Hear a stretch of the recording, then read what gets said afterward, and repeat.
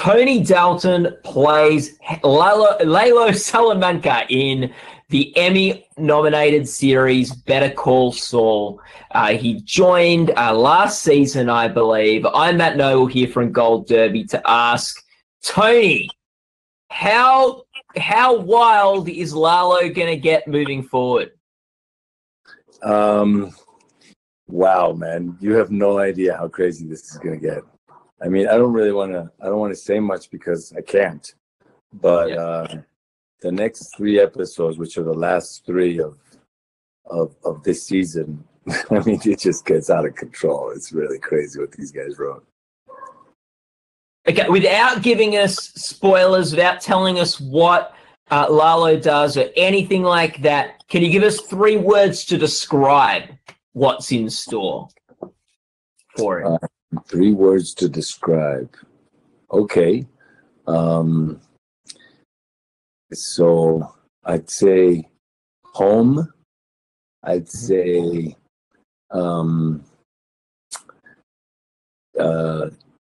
crazy, and maybe the word escape also. Yeah. Oh, fantastic! Oh, I'm excited. What do you think this character brings to that world and the series? Well, I don't know. I mean, I hope it brings a new character that people like. I think that it's a bit of a breath of fresh air to see somebody that's not taking everything so seriously, like as far as the bad guys are concerned, But Lalo is kind of this this dapper, kind of very charming guy, and I think that that's something that is nice to see. It's nice to sort of get the balances of the weight a little bit on both sides, Mm. And this week we saw, I'm pretty sure your first scenes with Saul Goodman in the show.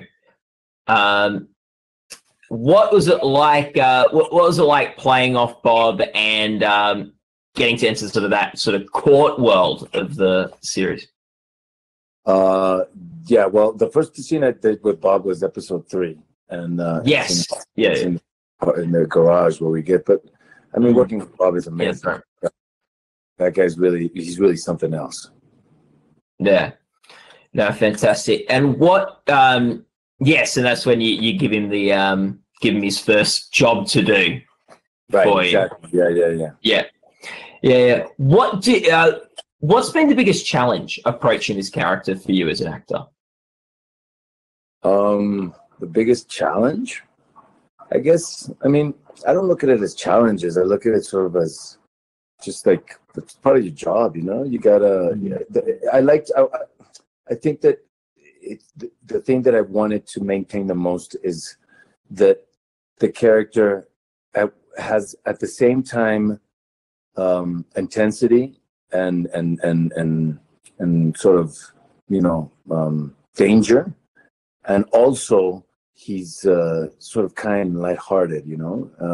So you see a guy who can be dangerous at the same time as you kind of want to get along with him. He's kind of like somebody you go, oh yeah, I like this guy, and that's sort of something that I've tried to maintain, sort of level it so that you don't get too much of one thing and too much of the other. There's a little bit of charm in everything that Lalo does, but there's also a little bit of crazy. Yeah. Bad dude, but he's sort of the life of the party at the same time. I'm sorry, I didn't understand what you said. He's a bad dude, but he's the life of the party. Exactly. That's exactly, and that's sort of been the biggest challenge, because there's a lot of scenes, and and you want to make sure you don't overdo it on either side. That he never becomes a clown, and also that he never becomes sort of Gus Fring, which is very serious and very somber, and it's a whole different character. Or not Gus Fring, but Gus Fring type, very, very intense. So it's a little bit of both. You want to keep them kind of trading on both sides. Yeah. What has there been a scene so far in the series that you think's been an important one for your character? A scene? Yeah, scene. Well, yeah, I mean, there's a whole bunch. I think the scene where you meet where Saul and Lalo meet for the first time. I think that's pretty important for the character. When he was with Gus, both times that he's with Gus, sort of gives you a little incline as to how much he doesn't care about this. You know, it's kind of like all the other Salamancas kind of take it a lot more seriously. For Lalo, he takes it seriously as far as his family's first and whatever they want, but it's not personal for him. So all those scenes, you see a little bit more. You see him kind of toying with this guy, and you go, yeah, this guy kind of doesn't care, you know? So, I mean, I personally would like to think that every scene that I do is important. I wouldn't want to say, especially with the writers writing season 6 right now, that one scene isn't important. I mean, you're asking me what scenes that Lalo does are important. Well, I mean, I take my job pretty seriously. I try to make every scene as important as possible, you know? Mm. How do you think that Saul Lalo dynamic plays out? How do you feel like their relationship is defined? I think that Lalo likes Saul because I think that he sees a lot of himself in Saul. I think that this sort of kind of charming, kind of talky, mouthy guy who kind of, you know, says, "Hey, how you doing?" You know. Even I think there's a scene where they Nacho asks me if I'm from the Salamanca, and I go, you know, something like that, and that's sort of something that Saul kind of does, you know. So I think that one of the things that Lalo likes about Saul so much is that he sees himself in him. He sees this sort of smart-assy guy that's kind of talky and try to get his way out. So that's why he likes him so much, you know. Mm. You weren't in this series at the very beginning of the show. What was it like coming into this world as an actor and an already established, already Emmy-nominated series? No, it was great. I mean, listen, I feel very fortunate to be able to be working with all these guys. I mean, from Vince and Peter and all the writers to all the directors to the crew to the actors. I mean, they already had a tight ship going, you know. I mean, some of these guys from John Banks and Giancarlo and Bob have been doing this for 10 years, you know, since Breaking Bad. So, you know, just showing up there and having everybody being so kind and everybody being so, I mean, everybody really is just so, you know, to get to dinner and, you know, you create friendships because you're in the middle of the desert for 5 months, you know, so there's nobody else around. It's just us. So I'm, you know, really grateful that I got to be able to work with all these guys and that it was such an amazing job and that, you know, that I was able to you know, put my 2 cents in and give a character that might be remembered, you know. Can you think of a particular scene or moment or aspect to your character where you put your 2 cents in? Scene where I put my 2 cents in? Yeah, where you threw something in there or something you added to the character. Oh, you mean like certain things? Well, it's this whole like blend of things, you know. I mean, for example, there's one scene right in the beginning when I'm cooking. I think it said I give him the plate to Nacho, and I said it said I used coriander or something like that, or no, cilantro or something. And I said, listen, man, I mean, cilantro is not that big of a deal in Mexico, but epazote is. So I turn around and I go, hey, I use epazote, come on. It's those little things. It makes it a little more real, or even when I'm speaking Spanish, certain things that are slang in Spanish that makes it more light, you know, that maybe if you didn't know Spanish that well, you wouldn't be able to just throw those kind of things out there, you know. Yeah, and here's a bit of a dangerous question. How you most like Lalo? How do I most like Lalo? How are you most like him? Oh, how am I most like him? I don't know. I guess maybe the lightheartedness that he has. You know, I think I don't take myself that seriously. So that's maybe something we have in similar.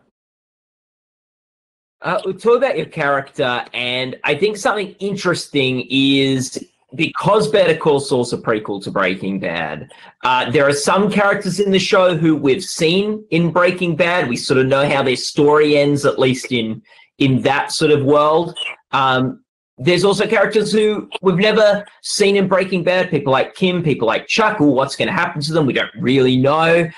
And then there's your character who we don't see in Breaking Bad. We don't really know how your story ends, but you're mentioned in Breaking Bad. So we've got that sort of, how does that, as an actor, how does those dynamics play out for you? You're sort of in the middle world there. We don't see how your story ends, but we have heard of you in the Breaking Bad story.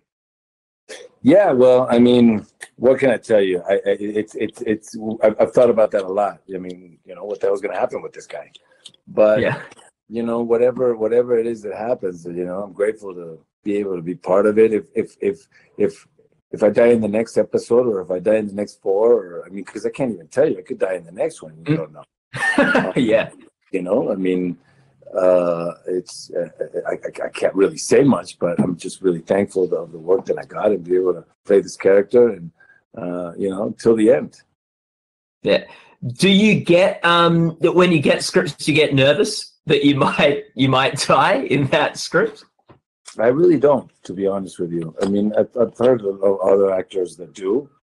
I don't at all. I mean, it's not real. It's not like I'm going to kill him. Yeah. I mean, it's like, okay, fine, but why? So that you can't work anymore? You just, you find another job and stuff. I mean, this job's great, and I wish I could keep going forever, but sooner or later it's going to end. And if it ends in the next episode with me dying, I'm very grateful for what I had. It's not like, oh God, why'd I die? It's like, okay, cool, it's good. I get to die. It's not real.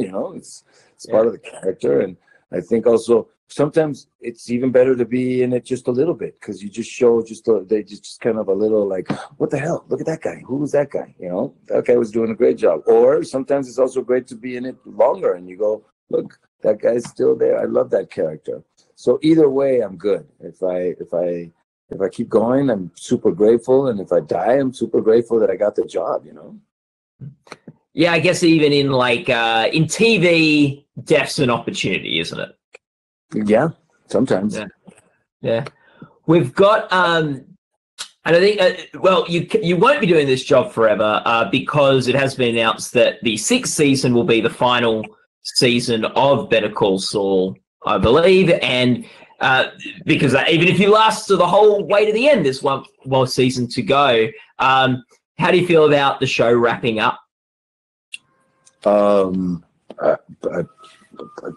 I mean, I think that was always planned. I mean, what do you want me to say? I mean, sometimes shows don't have to go on for 12 seasons. Sometimes they only have planned a certain story that fits during a certain time, sort of like Breaking Bad did, or Sopranos or something. And if it's 6 seasons, it's a good run, man. It's a really good run. And I think that the 6th one's going to have 13 episodes. So that's even almost half as much more. And I'd rather something end great than something fade away and keep doing it, and then it becomes sort of like, oh yeah, that should have ended before, like many shows that we've seen, that's happened. So I think that these guys know exactly what they're doing, Peter and Vince. They always have this plan, and if it's 6 seasons, I feel great that they're doing 6 seasons. I mean, what can I tell you? Yeah, and I agree with you. It's good not to have things going too long, and it's going to mean the episode total for Better Call Saul is very similar to Breaking Bad. So there's a nice sort of symmetry there. Like, it'd be sort of weird if it went on. Yeah, it'd be weird if it went on years longer than Breaking Bad, in a sense, wouldn't it? Yeah. Also, I mean, it's like you said, the end of something is the beginning of another thing. I think also Peter and Vince said, okay, this is great, and all the writers, and they said, this is wonderful. Let's do one more season, wrap this thing up, impeccably, do this perfectly, and let's do something else. I mean, it's okay. That's part of this whole thing. That's what we're doing here. You can't just do one thing for the rest of your life. I mean, as far as you're an actor, you try to find, or a creator, you try to find different projects and different things to be doing with the years, and make sure that the one that you do, even with the one that I did before, that Señor Avila, the HBO one, I mean, there was a point where they wanted to keep going for 7 seasons, and it was like, no, there is no more seasons. There's only 4. And, I mean, otherwise it's just going to be ridiculous. And we ended it because it was the right time to do it. So, I don't really take it personal or feel bad that something's going to end. It's also something nice, it's bittersweet. Yeah, it's got to come to an end, and thank God they're going to do it the right way. And also, well, it's sad that you're not working and you're not going to do that character anymore. And he's sort of gone to the past,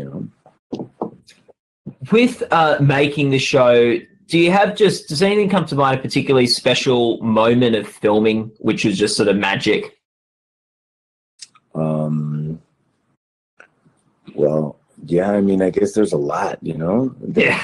All those times you're out in the desert filming, and those sunrises that are unbelievable, to doing, scenes with Bob and with Giancarlo. I mean, I've been watching these guys since Breaking Bad. To sit down there and just to sort of do the work, and it's amazing. It's a wonderful experience. I wouldn't want to pick one over the other because the whole experience has been just so gratifying and so beautiful. And to wrap up, Tony, I'm wondering if you just say, what's your favorite thing or one of the things you love about the show? Not necessarily about your character, but just about Better Call Saul. What do you think's the sort of special thing about that series? If I had to pick one thing, I'd probably go with the writing. I think that, it's impeccable. These guys are masters of what they do. It's unbelievable that, the way that they kind of sort of slowly draw you into this life of this person and this character, so you understand them so well. And then they just start, beating the character, which means you're beating the audience. It's just unbelievable. I mean, so many little things, and at what point to say what thing so that the audience understands this about that character. There's a thing last night that I did where Bob tells me that the people that are behind me in court is the family of the guy that Lalo kills. And Lalo doesn't really kind of take that very seriously. He goes, oh, yeah, okay. And that makes Saul go, what the hell is wrong with me? Who is this guy? This guy's crazy. And at that moment, they picked that moment for you to explain how crazy and how dangerous this character really can be, and through the eyes of the protagonist. So that kind of like very specific writing, I think, is just masterful, to be honest with you. Well, Tony, it's been great chatting today, and so interesting. Such a fun but intense character on the show.